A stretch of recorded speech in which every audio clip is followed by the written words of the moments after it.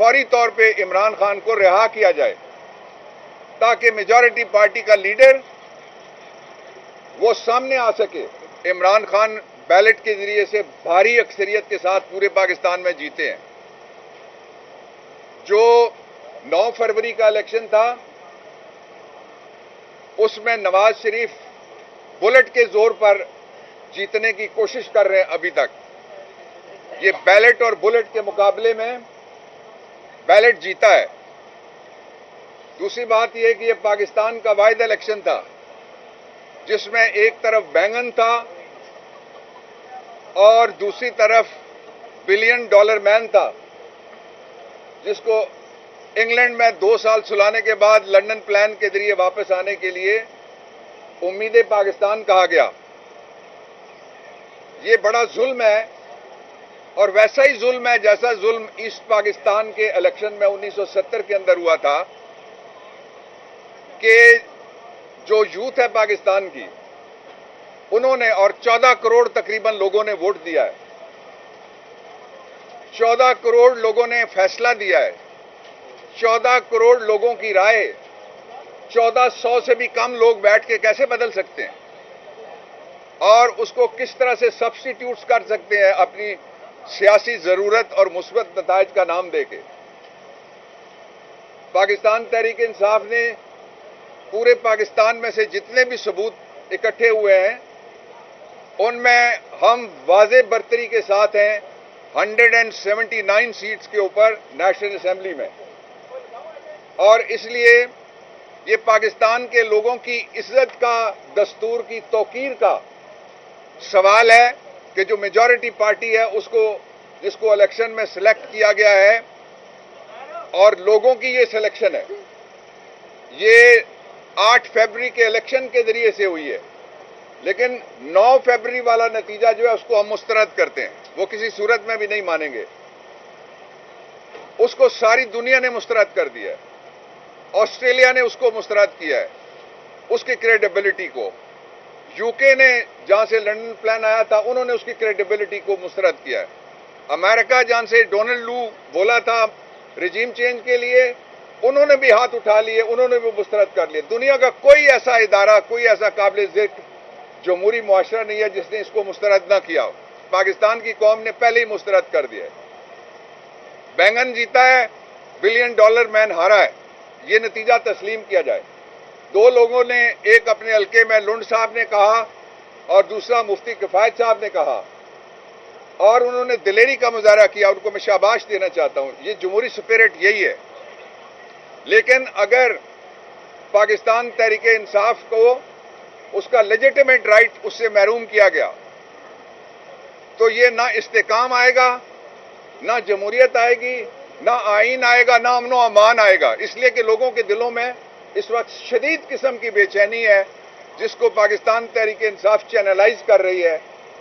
आज का जो आपने देखा, अभी तक का जो भी इलेक्शन है रुका हुआ, उसमें पूरा जोर लगाया जा रहा है किसी तरीके से फज फिगर करके उसको रिग किया जाए, लेकिन वो कोशिश कामयाब नहीं हो सक रही है इनकी।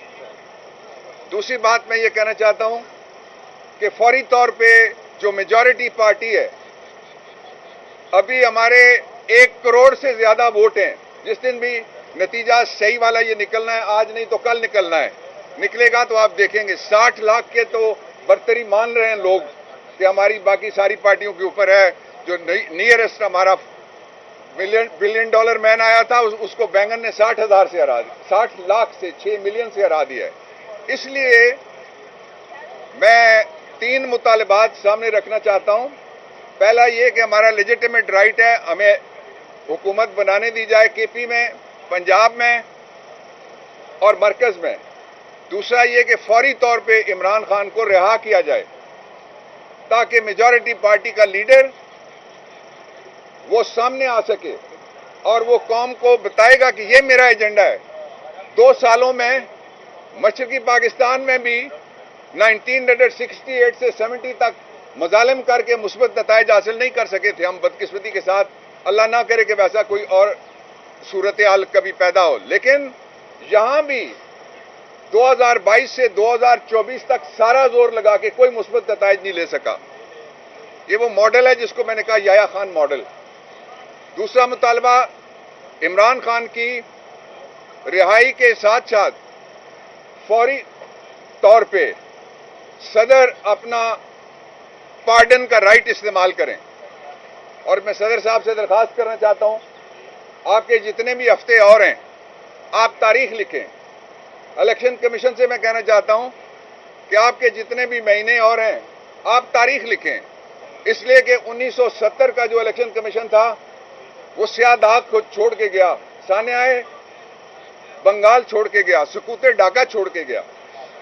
इसलिए जो नवाज शरीफ है वोट की बेइज्जती के जरिए से उसको ना सरकार मिलेगी, ना दरबार मिलेगा, ना इज्जत मिलेगी। उसको भी होश करनी चाहिए इस उम्र में। ये 1984 नहीं है जब नामजदगी चल सकती है, ये 1985 नहीं है जब नॉन पार्टी बेसिस पे ऊपर इलेक्शन हुआ है। ये वो मुल्क है जिसमें तकरीबन 70% बच्चे हैं।